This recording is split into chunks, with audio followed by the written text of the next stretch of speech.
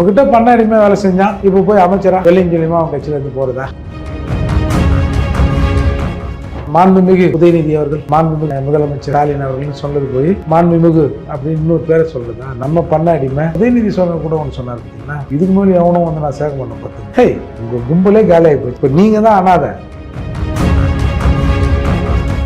கரூர் விஷயத்துல கூட 47 பேர் உயிர்ந்ததுக்கு விஜயே காரணம். ஏன் விஜய் கைது செய்யல? பேசினவங்க தானே விசிக்கா. நாங்களாவது முதுகுல குத்துறோம், நீ வாயிலெல்லாம் குத்துறேன். எதுவுமே எங்களை பத்தி பேசக்கூடாது. 5 ஆண்டு கால திமுக ஆட்சி எப்படி இருக்குது? சிறப்பா இருக்கு தானே சொல்லணும். நாங்க பிகாஸ் யார் திமுக கூட்டணி அப்படின்னு சொன்னவங்க தானே. நம்ம சீட்டுக்கே நாங்க நோன்றோம், சின்னத்துக்கே கெஞ்சிரோம். இப்போ ஒரு மாண்புமிகு அமைச்சர் என்று நாங்க இப்போ கெத்தா சொல்லிடலாம்ல, அதிகாரத்துல நாங்க இருக்கிறோம். வன்னியரசு வந்து திரும்ப மாதிரி வாய முடியும்னா ஒண்ணு இருக்க மாட்டாருல்ல. ஏதாவது ஒண்ணு தனக்கு என்ன பேசணும்னு நினைக்கிறாரோ அதை பேசிடுவாரு. திரும்ப மாதிரி கம்முன்னு இருக்க மாட்டாரு. சார் எப்படியோ ஒன்று சார், இந்த திருட்டு கும்பல்லேருந்து மீண்டு என்னவோ ஒரு மாற்றம் வந்திருக்குல்ல.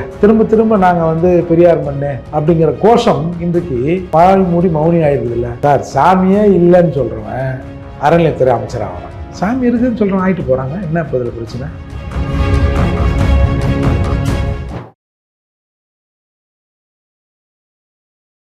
இளையபாரத நேயர்களுக்கு வணக்கம். இன்னைக்கு நம்ம நேர்களில் நம்ம சிறப்பு விருந்தினர் புரட்சி தமிழகம் பறையர் பேரவைத் தலைவர் மற்றும் வழக்கறிஞரான ஏர்போர்ட் மூர்த்தி சார் அவர்கள் தான். சார் வணக்கம் சார். சார் இப்போ ஆக்சுவலாக இப்போது ராசா அவர்கள் ஓகேங்களா, தன்னுடைய கொந்தளிப்பு வந்து ட்விட்டரில் காட்டியிருந்தார். ஆனால் அதை நீக்கம் பண்ணிட்டார் ஒரு பக்கம். இருந்தாலுமே விசிகாவை சேர்ந்தவர்களும் ஐயுஎம்எல்ஐ சேர்ந்தவர்களும் மினிஸ்டர் ஆகிறது ஏன் அவரால் பொறுத்துக்க முடியல? அதுவும் வந்து அவர் விமர்சிக்கிறது ஓகே, இருந்தாலுமே வந்து கல்யாணம் பண்ணுறது ஒருத்தரை இன்னொருத்தரை போய் நீ வச்சுக்கிறது அந்த மாதிரிகளுக்கு ஏன் கீழ்த்தரமாக விமர்சிக்கணும்? அதுவும் பெரியார் கோட் வேறு போட்டு வச்சிருக்காரு சார். அது திருமணம் கடந்த உறவு தானே. இப்போ என்ன பிரச்சனை இருக்குது? இல்லை அவங்க தத்துவம் தானே அது. என்னது என்ஜாய்மெண்ட் வித்தவுட் ரெஸ்பான்சிபிலிட்டி. இப்போ பொண்டாட்டி என்ன சொல்கிறது, இது அவங்க பாலிசி தானே. ஏன் இப்போ இல்லைன்னா, ஏன்னா அவரும் ஒரு திராவிட செத்து தானே. அப்புறம் உங்களை மாதிரி தானே இருப்பார். வேறு எப்படி இருப்பார்? வேறு எப்படின்னா எதிர்பார்க்குறாங்க. அதாவதுங்க, சில பணக்காரர்கள் ஒரு சிலர் ஏதாவது ஒரு சேரியை கொடுக்கணும்னு, வேலை செய்கிறவங்களுக்கு கொடுக்கணும்னு வச்சுங்களேன், லைட்டாக 2 கிழி வச்சுட்டு கொடுப்பாங்க. பார்த்துறீங்களா? நான் கேள்விப்பட்டிருக்கீங்களா? அந்த மாதிரி தான் இவங்க மென்டாலிட்டி. நம்மக்கிட்ட பண்ண அடிமையாக வேலை செஞ்சான், இப்போ போய் அமைச்சரா வெள்ளையும் சொல்லியுமா அவன் கட்சியிலேருந்து போகிறதா? மாண்புமிகு உதயநிதி அவர்கள், மாண்புமிகு அமைச்சர் முதலமைச்சர் ஸ்டாலின் அவர்கள்னு சொன்னது போய் மாண்புமிகு அப்படின்னு இன்னொரு பேரை சொல்கிறதா? நம்மக்கிட்ட வேலை செஞ்சவன் நம்ம பண்ண அடிமை சொல்கிறதா? அப்படின்ற ஒரு எண்ணம் தான். அதற்கு வேறு எவனா சொன்னால் தான் அது சாதி பிரச்சனை ஆகிடும். இப்போ நீங்கள் ஆர்எஸ் பாரதி கூட சொன்னார், எவன் இருந்தான்னா எவன் போனான்னான்ற மாதிரி தானே சொன்னார். இந்த மாதிரி இறங்கி சொல்லல.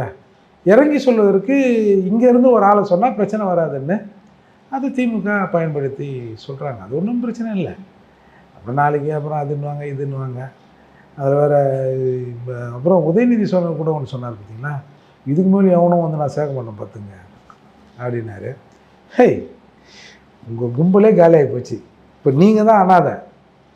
என்ன இவங்களுக்கு என்ன சார்? இன்றைக்கி நேற்று வரை வந்து விசில் எழுப்பவர்களை தியேட்டருக்கு அனுப்பணும், வந்து சட்டமன்றத்துக்கு அனுப்பக்கூடாது அப்படின்லாம் சொல்லியிருந்தாங்க.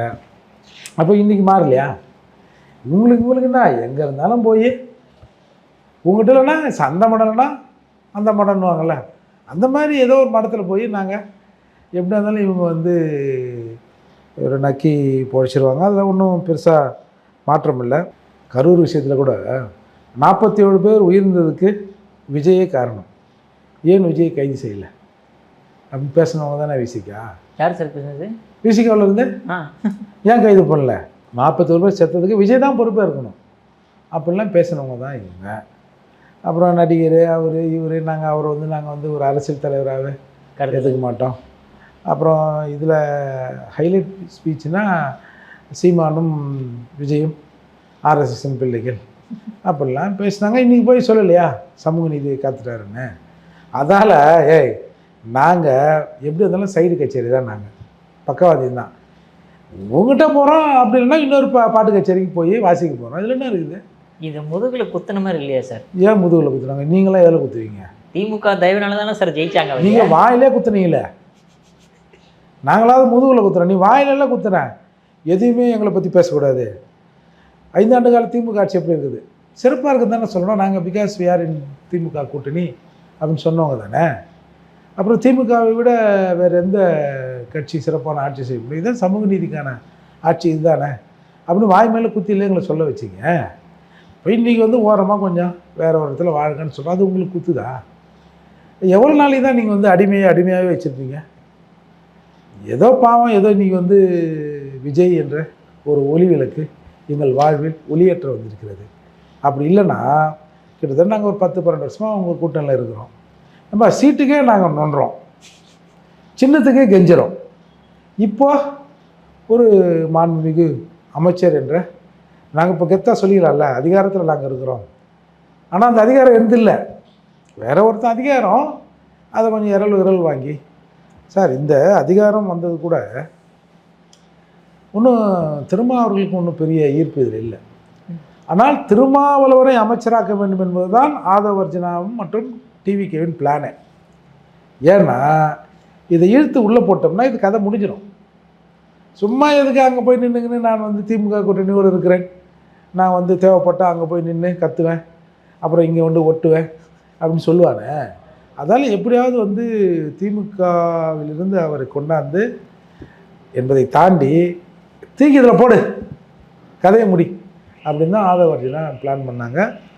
ஜான் ஆரோக்கியசாமி போன்றவர்களும் இதில் வந்து ஒரு பெரிய ஒரு 3 பேர், விசிகாவில் ஒருத்தர், 3 பேர் சேர்ந்து பிளான் பண்ணி ஒரு குறிப்பிட்ட தொகை கைமாறப்படுகிறது. கீழே இருக்கிற கேடர்ஸ்லாம் இருக்கிறாங்களே அவங்களுக்கு வந்து ஒரு பாசிட்டிவ் எனர்ஜியை உண்டு பண்ணான். என்னது இது, அண்ணன் திரும்ப வந்து அவர் எம்பியாக இருக்கிறாரு, நம்மலாம் எப்போ அதிகாரத்துக்கு போகிறது, ஏதோ ஒரு அமைச்சராக ஆனால் ஏதாவது போய் எங்கள் ஊரில் இருக்கிறத அவனை மாற்றுங்க, இவனை மாற்றுங்க, அதை கொடுங்க, இதை கொடுங்க அப்படின்னு ஒரு அமைச்சர் எல்லா அமைச்சருக்கும் வந்து ரெக்கமெண்டேஷன் லெட்டர் தரலாம்ல. அப்போ அப்படி இப்படின்னு ஆளுக்கு ஏதாவது பண்ணிக்கலாம். அண்ணன் பாரு இந்த மாதிரி பண்ணுறாரு, அதாலத்தோட நம்ம எல்லாரும் சேர்ந்து அண்ணனுக்கு ஒரு ப்ரெஷர் கொடுக்கணும் அப்படின்னு ஒரு விஷயம் இங்கே நடைபெற்றது. அதில் பாதி முடிந்தது. முடிஞ்ச உடனே எல்லார்கிட்டையும் பேச ஆரம்பிச்சிட்டாங்க. அந்த கன்வென்ஸில் தான் என்னடா எல்லாவனும் இப்படி இருக்கிறானே, வேறு வழி இல்லைன்னு திருமாவளவன் இந்த கூட்டணியில் அமைச்சராகிறதுக்கு ஒத்துக்கொண்டார். முதல்ல அவங்களுக்கு என்னென்னா வந்து திரும்பவே ஆகிட்டாருன்னா ஒரு பிரச்சனை இல்லை அப்படின்னு.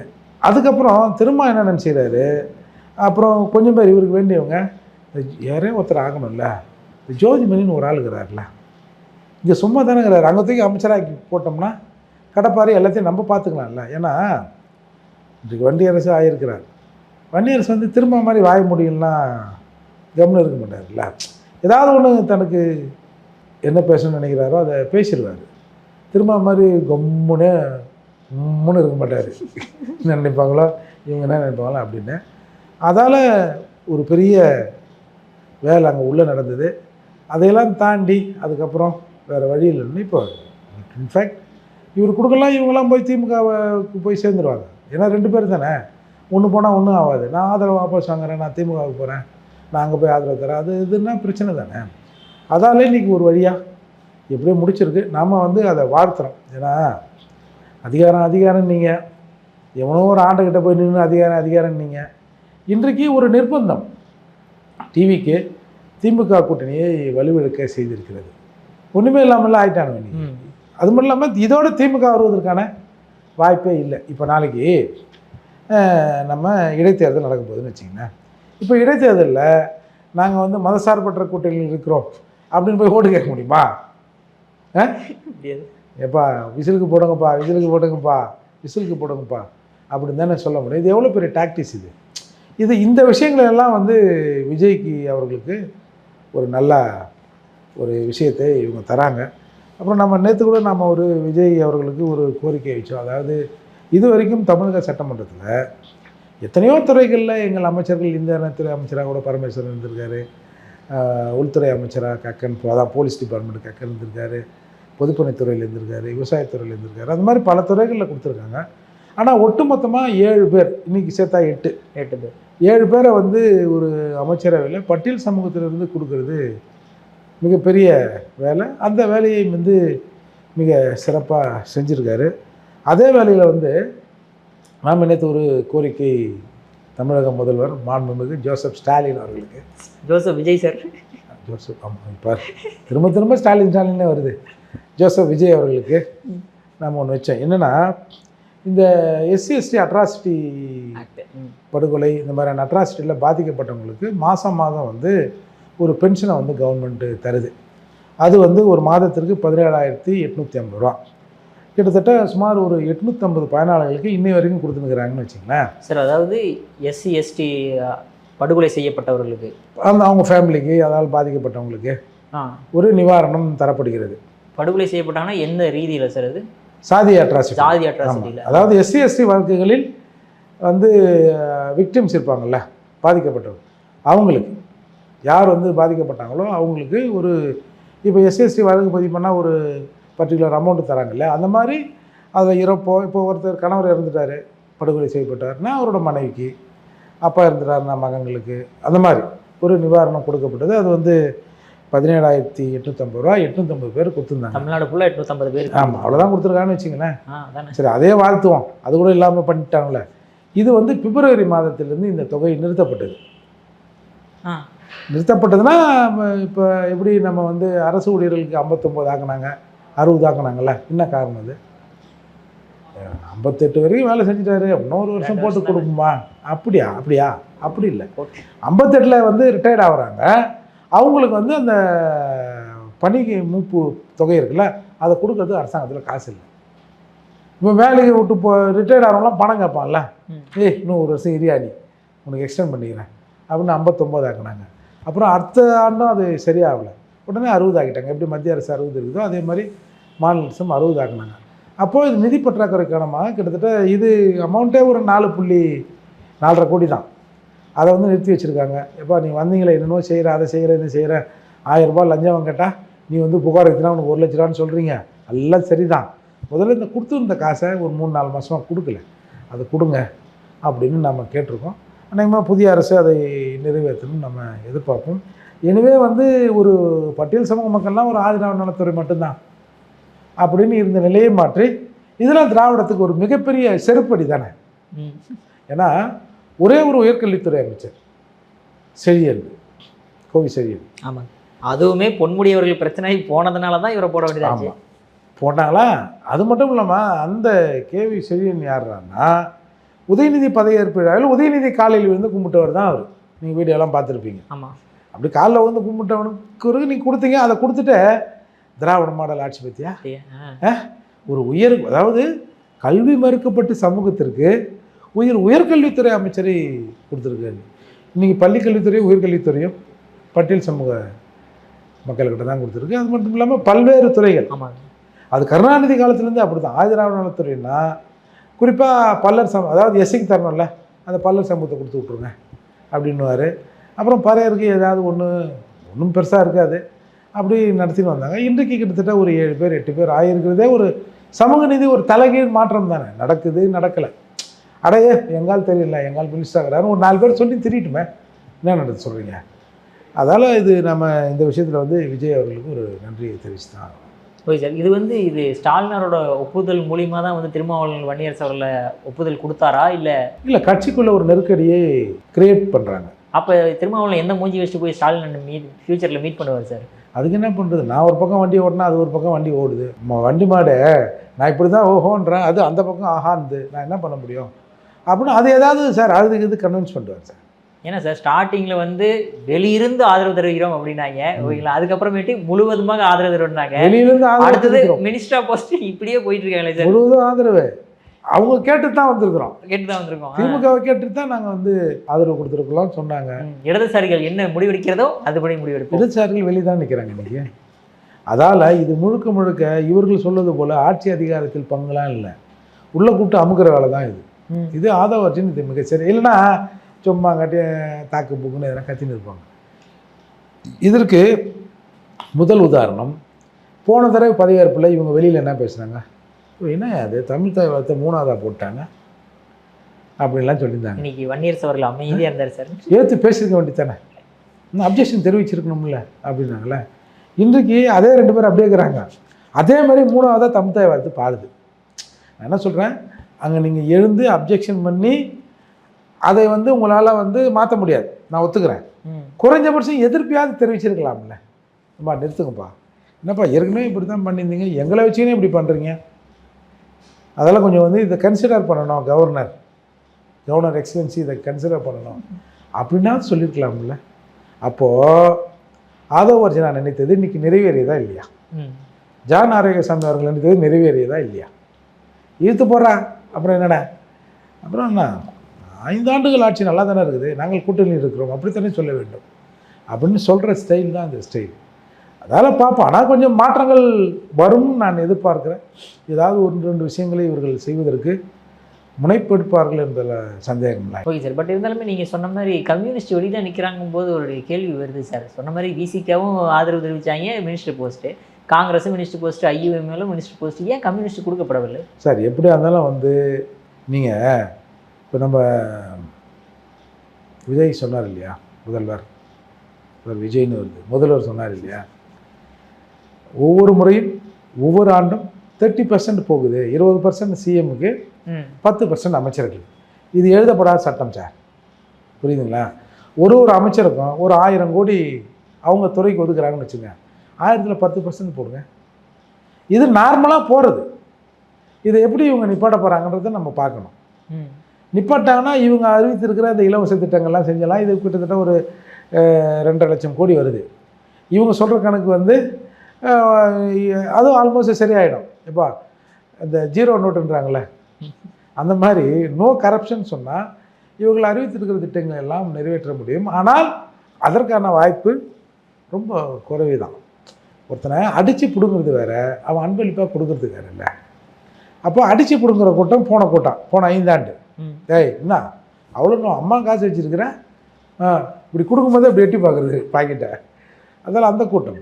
அப்போ சும்மா இப்படி மடித்து இப்படி கையில் கொடுத்துட்டு போனால் பெரும்பாலும் இப்படி சுற்றி முற்றி பார்த்துட்டு வாங்கிக்குவாங்கல்ல. அந்த மாதிரி கொஞ்சம் நிறைய பேர் நடக்கலாம். அதை வந்து முதல்வர் அவர்கள் அதை வந்து ஒழிப்பேன்னு சொல்லியிருக்காரு. நம்பித்தானே ஆகணும். ஏன்னா இன்னும் காலங்கள் ஆகலைல்ல.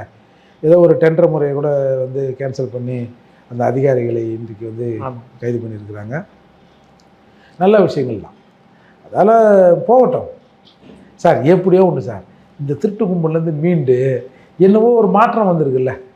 திரும்ப நாங்கள் வந்து பெரியார் மண்ணு, நாங்கள் சாதி ஒழிப்பு போராளிகள், நாங்கள் வந்த பிறகு தான் நீங்கள் சட்டையே போட்டிங்க, நாங்கள் வந்த பிறகு தான் நீங்கள் கோமணத்தையே கட்டினீங்க அப்படிங்கிற கோஷம் இன்றைக்கு வாய் மூடி மௌனி ஆகிருக்குதுல்ல. இதோட இவங்க இதை பேச மாட்டாங்க. ஏய் நாங்கள் வந்த பிறகு தான் நீங்கள் அப்படி ஆகினீங்கன்னா, ஏய் விஜய் 7-8 பேரை கொடுத்துருக்காரு, என்ன கதை விடுறீங்க அப்படின்னு பேசுவதற்கு இன்றைக்கு ஒரு கூட்டம் தயாராகி விட்டதில்ல. அதே ஒரு மிகப்பெரிய அடிதான். Okay sir. அதே மாதிரி இப்போ வந்து 2 பிராமணர்களுக்குமே வந்து அமைச்சர்களை பதவி கொடுக்கப்பட்டிருக்கு சார். அதில் முக்கியமாக பார்க்கப்பட வேண்டிய பதவி என்னென்னா வச்சுக்கிங்களேன், ஹெச்ஆர்என்சி மினிஸ்டர், அறநிலைத்துறை அமைச்சராகவுமே வந்து ஸ்ரீரங்கம் தொகுதி தேர்ந்த ரமேஷ் அவர்களுக்குமே கொடுக்கப்பட்டிருக்கு. இது மிகப்பெரிய ஒரு சர்ச்சையை ஏற்படுத்தப்படுது சார் வீரமணி அவர்களாலெல்லாம்.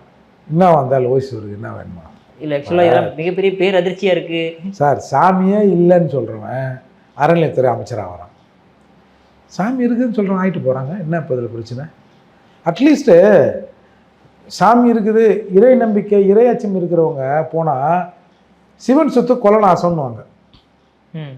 சிவன் இருக்குதுன்னு நினைக்கிறவன் எப்பா இந்த காசு எடுத்தா இதெல்லாம் ஆகிடும்னு நினைப்பான். ஏய் சிவனாவது மண்ணாது அதெல்லாம் ஒன்றும் இல்லைடான்றவன் வாரி சுருட்டுருவான்ல. இது இயல்பு தானே. அப்போது சாமியே இல்லைன்னவன் அங்கே போய் நின்று சுருட்டுறதை விட சாமி இருக்குதுன்னு சொல்கிறவங்க கொஞ்சம் பயபக்தியாக ஒரு மனசாட்சிக்கு கட்டுப்பட்டு நம்ம வந்து இறைவன் நமக்கு எதனா கூலி கொடுத்துருவாரு, ஒரு நம்பிக்கை தானே, அது ஒரு நினைப்பு தானே. அப்படி நின்று அவங்க ஓரளவுக்கு நல்லா தான் செய்வாங்கன்னு தான் நான் எதிர்பார்க்குறேன். இதில் என்ன பிரச்சனை? அவங்க சமூக நீதின்றீங்க. இப்போ கன்சிராம் சொன்னார் சார், இந்த சிஸ்டம் வந்து இப்படி ஹரிசாண்டலாக இருக்குது, வெர்டிகலாக இருக்குது. அதாவது ஒருத்தனுக்கு மேலே, ஒருத்தனுக்கு கீழே, ஒருத்தனுக்கு கீழே, ஒருத்தனுக்கு கீழே. இதில் பிராமணர்கள் 3%. ஒரு பெண்ணை காமிச்சு சொல்லுவார். அதாவது இப்போ இந்த பெண் இருக்கு இல்லையா, இது வந்து கேப்பு, இது பிராமணர்கள், இவங்க மேலே இருக்காங்க. அப்படியே படிநிலையாக ஒன்றா கீழே ஏசி இருக்கிறதா சொல்கிறாங்கல்ல. இந்த கேப் என்ன பண்ணணும்? இந்த கேப் நினச்சா இந்த சிஸ்டத்தை இயங்க விடும். அதாவது இந்த பேனாவை எழுத விடும். இந்த கேப் நினச்சா பேனாவை க்ளோஸ் பண்ணிவிடும். இந்த கேப் எடுத்து இப்படி வச்சு இதை ஹரிசாண்டல் ஆக்குனார். ஒரு சாதிக்கு பக்கத்தில் ஒரு சாதி வை. 3% பிராமணர் இருக்கான்னு சொல்கிறோமா, அவங்களுக்கு 3% இடஒதுக்கீடு கொடு. அடுத்து யார்? ஒரு சாதிக்கு பக்கத்தில் ஒரு சாதியை வச்சு இந்த டிஸ்கிரிமினேஷன் அளவுக்கு எல்லாரும் ஒரே நேர்கோட்டில் இருக்கிற மாதிரி பண்ணுங்கள், வெர்டிக்கல் சிஸ்டத்தை ஹரிசாண்டல் சிஸ்டமாக மாற்றுன்னு சொன்னார். இப்போ அப்படி எடுத்துகிட்டு போங்களேன். இப்போ அவங்க ஒரு குறிப்பிட்ட அளவுக்கு இருக்கிறாங்க, சரி அவங்களுக்கு நாம் இப்போ நாங்கள் சொல்கிறோம்ல, எங்கள் சமூகத்திலேருந்து எங்கள் மக்களின் பிரதிநிதித்துவத்துக்கு ஏற்ப 20-22% இருக்கிறதா சொல்கிறாங்க. அதுக்கு ஒரு 7 பேரை கொடுத்ததோ 8 பேரை கொடுத்தா நாங்கள் வரவேற்கிறோம்ல. அந்த மாதிரி அந்த மக்களின் பிரதிநிதித்துவம் கொடுத்துட்டு போங்க, சரியாக தானே இருக்குது. இதில் என்ன இருக்குது? இப்போன்னா அது பூதம் வந்தவனே எல்லாத்தையும் கட்சி திண்டுமா? எப்பா உங்கள்கிட்டருந்து தப்பிச்சோமே, அது போதாதான் எங்களுக்கு. அதால் இது கொடுத்ததே நாம் வரவேற்கிறோம் சார். கொஞ்சம் மனசாட்சி உள்ளவர்கள் ஆட்சி அதிகாரத்தில் இருக்கணும்ல. நீங்கள் கொடுத்த உடனே அவங்க எப்படி உங்களுக்கு எதிராக இருந்திருப்பாங்க? இப்போ மற்றவங்களாம் மற்ற கம்யூனிட்டி பீப்புள் தானே அமைச்சரவையில். 2 பேர் எப்படி அந்த அமைச்சரை வச்ச பாய்சன் ஆகிடுவாங்க, இல்லை அந்த துறையை எப்படி ஆக்கிடுவாங்க? அந்த துறையை ஆனால் முதல்வர் எதுக்கு இருக்காரு, அதிகாரிகள் எதுக்கு இருக்கிறாங்க? அதெல்லாம் கொடுத்து பார்ப்போமே. ரவுடி பையெல்லாம் இந்து சமய அறநிலையத்திற்கே இங்கே தெரியல நான் யாருன்னு அப்படின்றான். நான் அப்போ மட்டும் இல்லை இப்பவும் அப்படி தான் அப்படின்னு சொல்கிற ஆளெல்லாம் இந்து சமய அறநிலையத்துறைக்கு போடுறோம். கொஞ்சம் இந்த மாதிரி ஆட்களை போட்டு ஒரு சேஞ்சை பார்ப்போமே. Okay sir. சார் அதே மாதிரி பட் இருந்தாலுமே அந்த ஆட்சி மேலே இப்போ இன்னமுமே குற்றச்சாட்டு வைக்கப்படுது என்னென்னா, பாட்டிலுக்கு மேலே 10 ரூபா வாங்குறாங்க அப்படின்ற மாதிரி ஒரு குற்றச்சாட்டு இன்னுமே வந்துக்கிட்டு இருக்குது சார். பல வீடியோக்கள் வைரலாகவும் செய்யுது. இல்லை, அதில் கொஞ்சம் நடைமுறை சிக்கலும் இருக்கதாங்க செய்யுது. நீங்கள் டாஸ்மாக் ஊழியர்கிட்ட நீங்கள் பேசுனீங்கன்னா அவங்களோட சம்பள பற்றாக்குறை, அவங்களோட நேரம், அது மாதிரி இந்த லோடிங் அன்லோடிங், இந்த பாட்டில் உடையிறது, அதுக்கப்புறம் ஸ்டாஃப் பற்றாக்குறை, அப்புறம் இந்த பாரை மெயின்டைன் பண்ணுறது, பார்க்குறது, போகிறது வர்றது, கணக்கு எழுதுறது, பணத்தை கொஞ்சம் சேஃப்டியாக வைக்கிறது, இதுக்கெல்லாம் கொஞ்சம் நடைமுறை செலவுகள் அவங்களுக்கு இருக்க தான் செய்யுது. நான் அதுக்காக இந்த 10 ரூபா வாங்குறதை நான் சரின்னு சொல்லலை. அப்போ இந்த நடைமுறைக்காக இவங்க இதை வாங்குகிறோம். நாங்கள் எங்களுக்கு ஒரு நல்ல சம்பளத்தை கொடுத்துட்டு நீட்டாக இருங்கப்பா, இன்னென்ன தேவைகள் இந்த டாஸ்மாக் கடையில் இன்னென்ன தேவைகள் இருக்கா, இதுக்கு இவ்வளோ பணம் தேவைப்படுதா, இது எல்லாத்தையும் அரசாங்கமே கொடுத்துட்டோம்னா நாங்கள் இந்த காசை வாங்க வேண்டிய அவசியம் இல்லை அப்படின்னு சொல்கிறாங்க. ஆனால் செந்தில் பாலாஜி விஷயத்தில் அவங்க இதுக்குன்னே ஒரு எக்ஸ்சேஞ்ச் ஆஃபீஸ் போட்டு வச்சுருந்தாங்க. எவ்வளோ சரக்கு வருது, இதில் அரசாங்கத்து அந்த ஆயத்தீர்வை ஒட்டி எவ்வளோ, ஒட்டாமல் எவ்வளோ கலெக்ஷனு அப்படின்னு நாடு முழுக்க பார்களை மெயின்டைன் பண்ணுவதற்கு அவங்க ஆளுங்களை போட்டு வச்சுருந்தாங்கல்ல. அந்த மாதிரி இது இருக்காது அப்படின்னு தான் நான் நினைக்கிறேன். நான் நினைக்கிறது பூரண மது விலக்கை அமல்படுத்துகிறேன் சார். ஆமாம், இது சும்மா இது இப்படி இருந்தால் இது நுண்ணியும் தான் நிற்கும். புரியுதுங்களா? இன்றைக்கி இப்போ புதுசில் இப்போ ஒரு 4 நாளைக்கு அவன் 10 ரூபா எடுத்து போடுறான், அடப்போடா பழைய கூட்டி கதவை திரட்டுறா அப்படின்னு போயிருந்தானே இருப்பாங்க அடுத்த கட்டத்துக்கு. அதனால் இதையெல்லாம் கொஞ்சம் நிர்வாகத்தில் கொஞ்சம் சீர்படுத்தி பார்க்கணும். நான் இதுக்கு மேலே நான் சொல்கிறது என்னென்னா, கொஞ்சம் தரமான மதுவை தயாரித்து உன் குடிமகன்களுக்கு ஜோசப் விஜய் அவர்கள், ஏன்னா அவருக்கு தெரியும்ல, கொடுக்கணும்னு நான் எதிர்பார்க்குறேன். ஏன்னா நம்ம ஏற்கனவே பேசியிருப்போம், இந்த கடந்த 3 ஆண்டுகளில் இந்தியாவில் தமிழ்நாடு 11% பிறப்பு விகிதம் குறைஞ்சிருக்குது. இந்த 11 அப்படியே 30, 40, 50 ஆயிடுச்சுன்னா வெறும் சத்தம் தான் வரும், காற்று தான் வருன்ற மாதிரி ஆகிடும். அதெல்லாம் கொஞ்சம் பார்த்து அரசாங்கம் செஞ்சால் நல்லதாக இருக்கும். சரி, ஓகே சார். அடுத்ததாக உங்கள் ஃப்ரெண்டு சீமான் அவர்கள் ரொம்ப நாள் கழிச்சு மே 18ஆம் தேதி ஒரு மிகப்பெரிய ஒரு ஸ்டேஜ் போட்டு, ஓகே சார், க்ரௌடுமே நல்லா காட்டியிருந்தார். அதில் பேசும்போது ஒரு விஷயம் சொல்கிறாரு, உனக்கு 10 லட்சம் கோடி கடன் இருக்கிறது தெரியாமையா நீ சீமான நீ முதல்ல அப்படின்ற மாதிரி ஒரு கேள்வி எழுப்பப்படுதே சார் அவர் மேலே. அது நான் விஜய் மீது கூட குற்றம் சொல்ல மாட்டேன். இவன் அப்படி தானே இருக்கிறான். நம்ம தமிழக வாக்காளர்கள், தமிழக மக்கள் இலவசமாக வாயை திறக்கிறான்ல. ஒரு பழமொழி இருக்குது, பெனாயில்னா ஃப்ரீயாக கொடுத்தா குடிச்சிருவாங்க, கப்பலில் பொண்ணு வருதுன்னா எனக்கு ஒன்று எங்கள் அப்பனுக்கு ஒன்று அப்படின்னு சொல்லுவாங்க அப்படின்னு இங்கே எளிய மக்கள் பேசிக்கிறாங்களே. அந்த மாதிரி இலவச நோக்கி ஜனங்க ஓட்டுறாங்களே சார். இப்போ நீங்கள் 1000 ரூபா கொடுத்தாங்க, உடனே இவங்க 1500 உடனே அவங்க என்ன நீ 1500, நீ எதிர்கட்சியாக இருக்கிற, நீ ஆட்சிக்கு வந்தால் 1500 கொடுப்பியா, நான் 2000னாங்க. முட்டா பயிலா நான் பாடுறேன் அடிக்கிறேன் பாடுறேன் 2500 போ அப்படின்னு விஜய் சொன்னார். விஜய் சொன்னார்னா விஜய்க்கு யாரோ சொல்கிறாங்க, சார் இவெல்லாம் இலவசனா வாயை திறந்துருவான் சார். சார் ஒன்றும் இல்லை சார், நீங்கள் ரோட்டில் வச்சு அவனை ஒருத்தர் சாப்பாடு போட்டோமே, அது அவங்க அப்பாவுக்கு அன்றைக்கி நினைவு நல்லா கூட இருக்கும், அது துக்கசராக கூட இருக்கும். சார் அப்படியே வண்டியை நல்லாக்கிறலாம் நிற்கிறேன்ல சார். அதாவது ரொம்ப ஏழ்மையாக ஒரு 50 ரூபா வெளியில் சாப்பிட்டோம்னா அந்த காசு வீட்டுக்கு போனால் ஏதோ குழந்தைகளுக்கு எதனா வாங்கி கொடுக்கலாம் அப்படின்னு நினைக்கிறவங்க சாப்பிட்றது இயல்பு சார். நல்லா டிப்டாப்பாக இருக்கிறவங்க நின்றுறான்ல. அந்த மாதிரி இலவசம்னா அது எதையும் பார்க்காத மனநிலை மக்கள்கிட்ட வந்துருக்குது. இந்த இலவசங்களுக்கான காசு எதுலேருந்து எடுக்கப்படும்னா அரசாங்கம்னா இப்போ எல்லாம் இவங்க சொல்கிறாங்கல்ல, அப்புறம் விஜய் என்ன ஒரு வீட்டிலேருந்து கொண்டாந்துருவாருன்னு அப்படியே எடுப்பாங்க.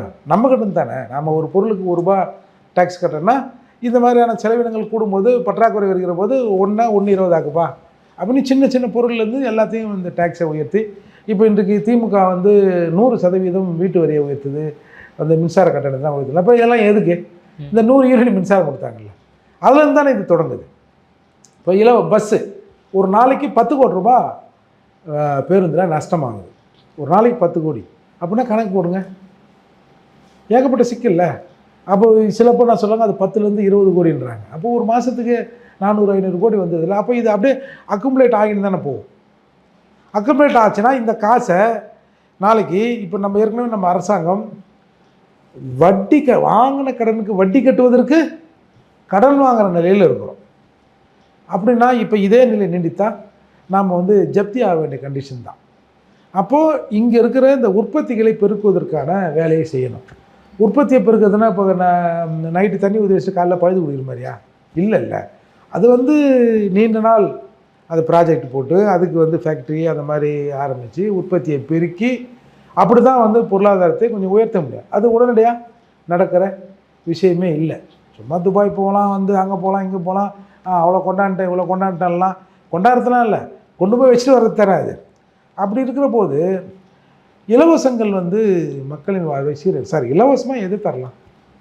இலவசமாக வந்து கல்வியை தரலாம், மருத்துவத்தை தரலாம். எங்கன்னா பசி பஞ்சப்பாறை இருக்குது. கருணாநிதி சொன்னார்ல, பிச்சைக்காரர் விடுதி. பிச்சைக்காரர் விடுதி எதுக்கு சார் கட்டுறோம்? குஷ்டரோகிகள் விடுதி கட்டினார் கலைஞர். கை கால் கொஞ்சம் முடமாக இருக்கிறவன் எங்கேயும் போய் வேலை செய்ய முடியாது, அதால் இவங்கெல்லாம் கொண்டு போய் ஒரு இடத்துல போட்டு சோறு போடுவோம். அப்போ தமிழ்நாடு மக்கள் முழுக்க என்ன அப்படியா? அப்படி இல்லைல்ல. அப்போ நமக்கு எதுக்கு இலவசம்?